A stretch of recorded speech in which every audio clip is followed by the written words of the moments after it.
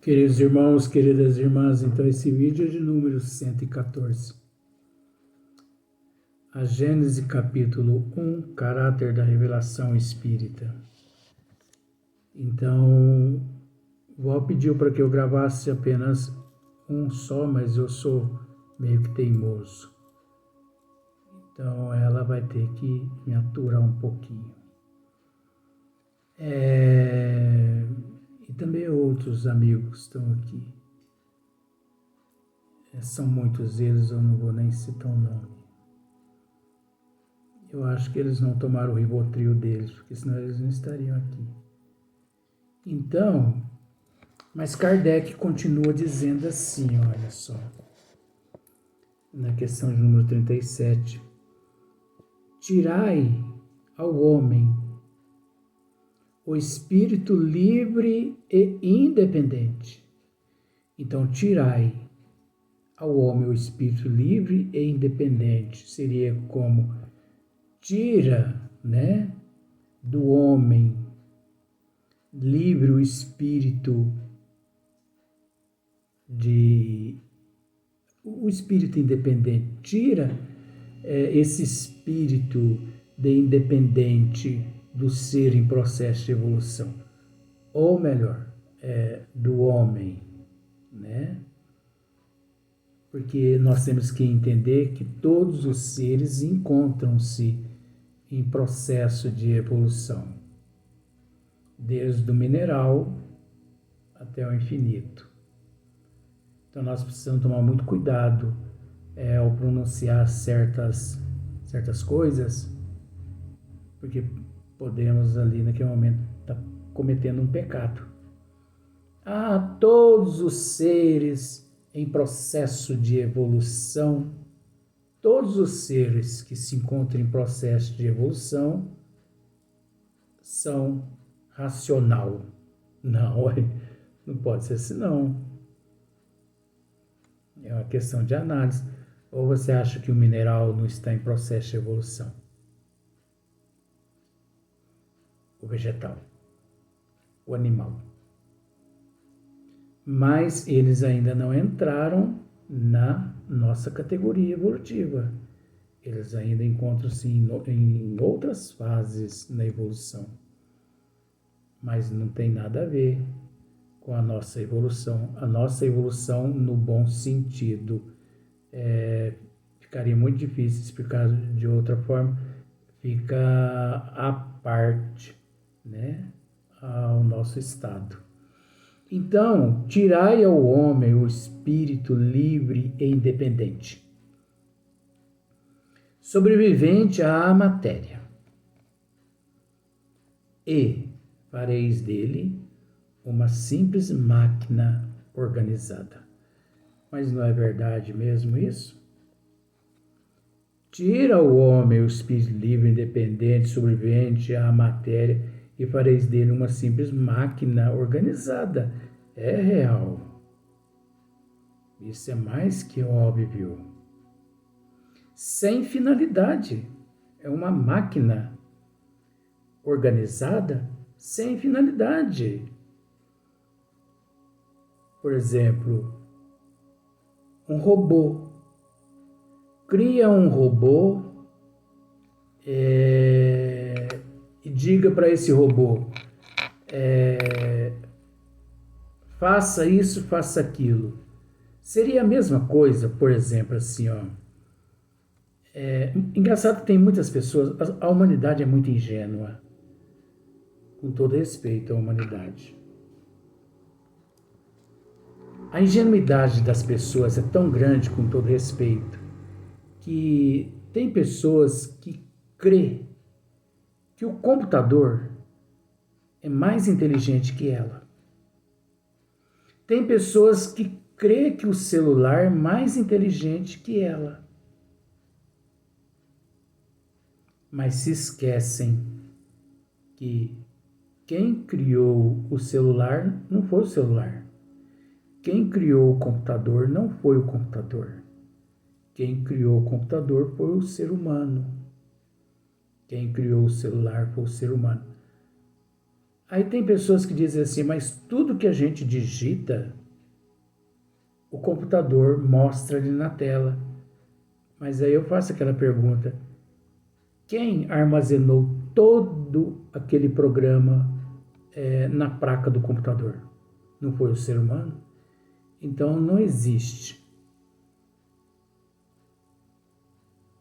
Eu vou usar apenas, não existe no nosso nível evolutivo um ser mais evoluído que o ser humano.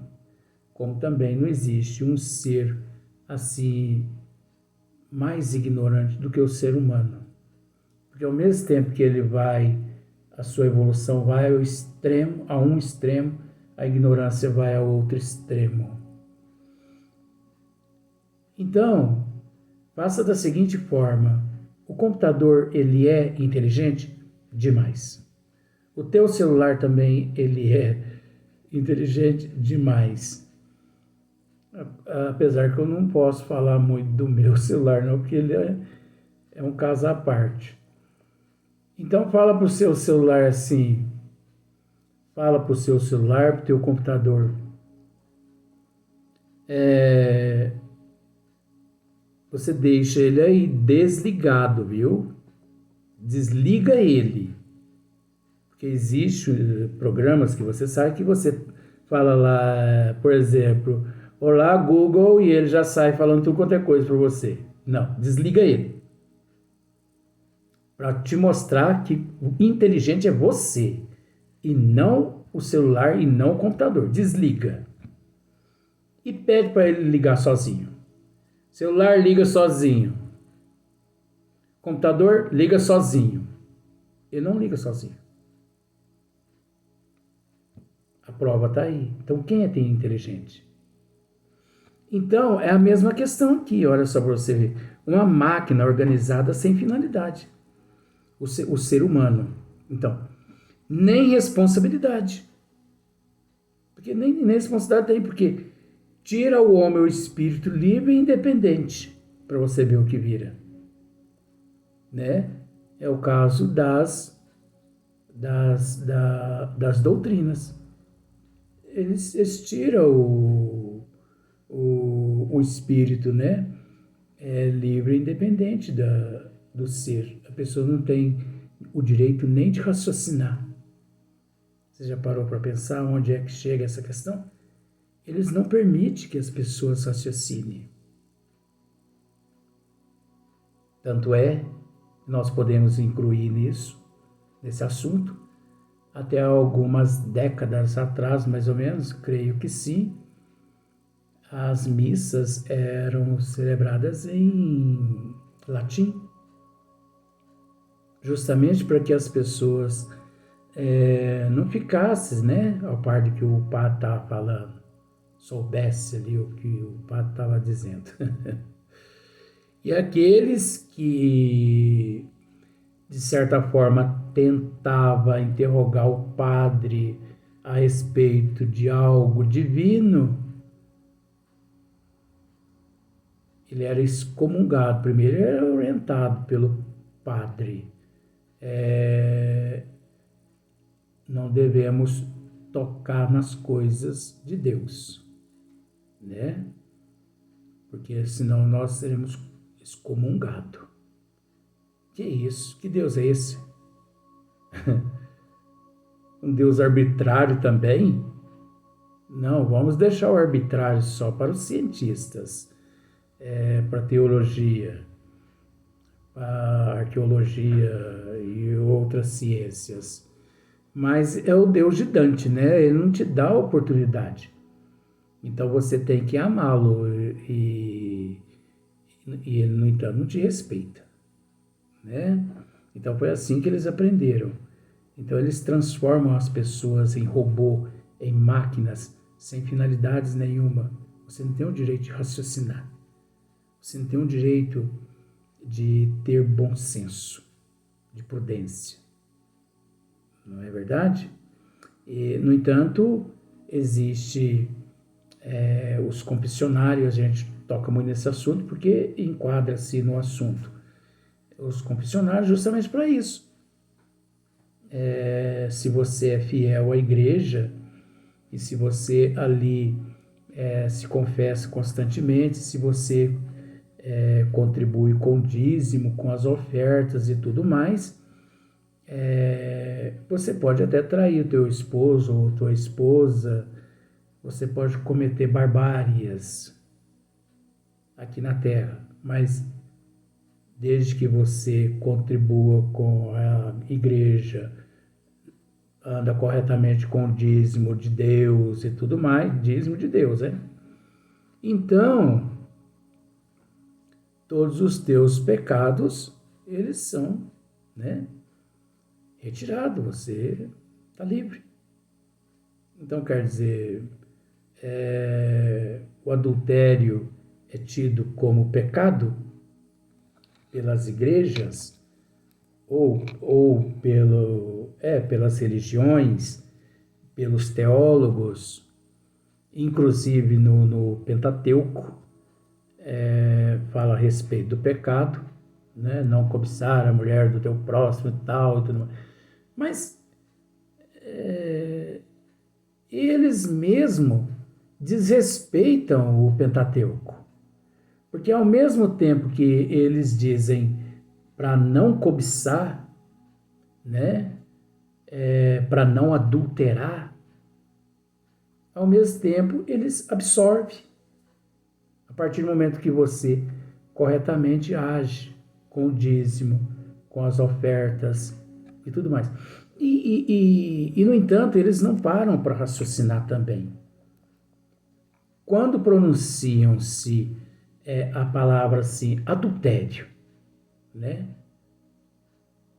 Quando você ouve alguém pronunciando essa palavra, é porque fulano cometeu um adultério. Você pensa logo no quê? Você pensa que ele traiu a esposa dele. Se você ouve alguém dizendo assim, fulana adulterou, você pensa que ela traiu o marido dela. Será que isso é verdade? Isso tudo está na contramão dos desígnios de Deus. Porque quando eu misturo café com leite, eu adultero a fórmula do leite e do café. Quando eu misturo açúcar na água, eu adultero as moléculas da água e ao mesmo tempo eu adultero as moléculas do açúcar. E assim por diante. Quando você mistura farinha, ovo, leite, fermento, você adultera as fórmulas básicas e principais para se tornar num fato, porque o bolo, o pão, é um fato proveniente do adultério de várias fórmulas. Se você não adultera várias fórmulas, que uma fórmula é o ovo, o açúcar, a farinha, o leite, o fermento. Se você não adultera essas fórmulas todas, você não tem o fato do bolo ou o fato do pão. O leite, os derivados do leite. Se nós pararmos para analisar, quase tudo hoje em matéria de confeitaria, né, tá relacionado ao leite, ovos, açúcar, corante, tudo adulterados. São fórmulas adulteradas. Você, quando vai lavar uma roupa, que você coloca ali um sabão em pó, uma coisa assim, enfim, detergente não, né? Eu não entendo muito essas coisas. Você sabe. Que você acrescenta ali aqueles ingredientes na água ali, você está adulterando aquela água. É lógico, para positivo. é um adultério positivo, uma adulteração de fórmulas positivas para uma boa causa, limpeza. Quando você vai preparar um almoço, uma janta, que você coloca o arroz na panela e que você acrescenta o óleo, você já adulterou o arroz. Você acrescenta o sal, você já adulterou o arroz e já adulterou o óleo. Você acrescenta água, você cometeu mais um adultério. Você está adulterando as fórmulas. Você vai fazer um café. Ai, meu Deus do céu, eu sou suspeito de dizer isso. Então, acrescentou o pó na água, adulterou as fórmulas. Você entendeu que tudo é adulteração. Tudo é adulteração. Mas só que eles se apegaram ao fato do conjugal, do casal, né? O adultério ali do casal. Então, mas a gente não consegue entender, no bom sentido, a gente diz isso, não consegue entender no bom sentido. Eu consigo entender sim. Mas se no Pentateuco diz que não podemos cobiçar, não podemos, né, adulterar, ora, mas eles absolvem os adúlteros que se confessam e andam em dia com as dioceses, vamos assim dizer, com a igreja. Mas e as adulterações que a pessoa comete no dia a dia quando misturam todos esses produtos químicos? Isso aí não é visto por eles. Mas é engraçado que é visto pelo Espiritismo esse adultério aí, essa adulteração. Porque você entende, com todo respeito, que quando você ingere um copo de pinga, você está adulterando o teu organismo orgânico, biológico, fisiológico, e você está, de uma certa forma, adulterando o teu processo evolutivo perispiritual e espiritual? Quando você toma uma cerveja, um vinho, quando você assiste determinados filmes proibidos, músicas depravadas, churrasco, essas orgias. Isso tudo é adultério. Mas isso para as ciências, isso para as religiões não é pecado, isso não é adultério, isso não é suicídio. Mas o Espiritismo já nos esclarece a respeito do efeito de todos esses atos. Você quer beber? Beba. É um direito teu. Você quer usar droga? Use, um jeito teu, livre-arbítrio. Você quer tomar um vinho? Tome, direito teu. Você quer comer carne churrascada? Coma. Você quer pensar negativismo? Pense. Você quer desejar? Quer cobiçar? Pense. O Espiritismo não vai contra você. Esse você é simbólico, tá? É a história. O Espiritismo não vai contra você. O Espiritismo não vai te dizer que você está errado. Porque o Espiritismo é Deus na condição de suas leis magnânimas, imutáveis. Mas o Espiritismo já te esclarece a respeito do efeito. E a partir do momento que você toma conhecimento do efeito da causa, você já para pensar. Se você tomou uma cerveja e você ouviu os esclarecimentos do Espiritismo a respeito do efeito da causa, que não é só no organismo e sim por alguns séculos no plano espiritual, você fica só naquela cerveja ali, pronto. Isso se a pessoa é um bípede racional. Agora, se ele é um bípede irracional, ele vai continuar um racional quadrúpede, ou vice-versa, né? Ou um irracional bípede, seria mais fácil assim. Então, a doutrina dos espíritos esclarece tudo isso aí, que não é só o adultério entre um homem e uma mulher que é prejudicial. Tudo que nós adulteramos é prejudicial à nossa evolução. Agora, é preciso separar o joio do trigo nisso aí.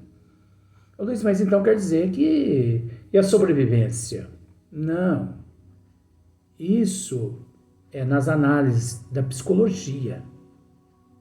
É nas análises da psicologia, porque isso é psicologia.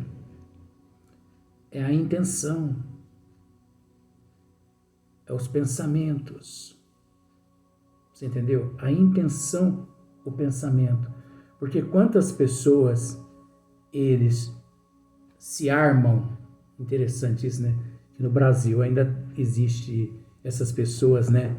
Assim, nada contra, que quer armar o povo com arma de fogo. Quer botar arma de fogo na mão das pessoas para as pessoas se protegerem. Mas se esquecem que a maior proteção, principalmente para aqueles que ainda são primitivos, é Deus. Como assim, Luiz, para aqueles que ainda são primitivos? Porque os que não são primitivos não precisam de arma de fogo. Porque eles já têm Deus no seu coração, na tua índole, no teu íntimo. Então, aqueles que usam arma de fogo para se proteger, porque são primitivos, são quadrúpedes no corpo de humano, são irracionais ainda. Irracionais, vivendo a condição de bípede, aliás. Porque não conseguem raciocinar. Então, a pessoa que não consegue raciocinar, ele precisa ter uma arma de fogo mesmo. Porque ele é um monstro. Ele é um primitivo. Então, ele tem que se proteger mesmo de algo condizente ao mesmo nível dele. Agora, pergunta para Chico Xavier se Chico Xavier carregou, assim, em questão de proteção, se ele chegou a carregar alguma arma de fogo, né? Chico, acho que não sabia, coitado, ele não carregava nem arma branca, né? Porque você sabe que a arma branca é faca. E a arma não branca é o revólver e outras armas assim, então é o raciocínio, é o bom senso, a teologia, né, a arbitrariedade desses seres todos, dessas miscigenação, não. Enfim, a arbitrariedade dessas castas, dessas etnias todas do passado, transformou o ser humano de uma certa forma, assim, numa máquina, através de uma lavagem cerebral, porque as religiões aqui na Terra, o princípio deles e o desejo deles é princípio e desejo. Não é nem Deus, e sim uma lavagem cerebral na cabeça e na mente dos seres humanos. Por isso, o excesso de fé não raciocinada. Porque você observa, a fé não raciocinada. As pessoas se entregam assim homens que se dizem homens de fé se entregam no bom sentido, gente. Eu deposito a minha vida nesse que se diz o enviado de Deus aqui à Terra, não importando qual religião que seja. Olha só para você ver o sinal que eu fiz, ó. Não importando qual religião que seja. Então, presta atenção no movimento das mãos, porque o movimento da mão também, de vez em quando, é uma mensagem que está sendo passada, porque a mensagem não é só passada através das cordas vocais. O movimento das mãos também. Que fazendo assim você sabe o que significa. Então é a arbitrariedade, é a lavagem cerebral que não permite as pessoas raciocinar. Então as pessoas ficam cegas, elas ficam crentes de que pode beber, elas podem matar, elas podem roubar, elas podem furtar, elas podem cometer tudo, que isso aí não é adultério. Mas que na verdade o adultério é só entre homem e mulher, né? Traiu um, traiu o outro, adulterou. Ou você acha que esse pano aqui, ele nasceu essa cor? Não. Esse pano nasceu com essa cor. Essa cor que foi adulterada e introduzida nesse pano. Tudo é adultério. A gente só precisa raciocinar. Onde é que está o lado positivo e onde está o lado negativo. O positivo é com Deus, o negativo é com o ser humano, em processo de evolução.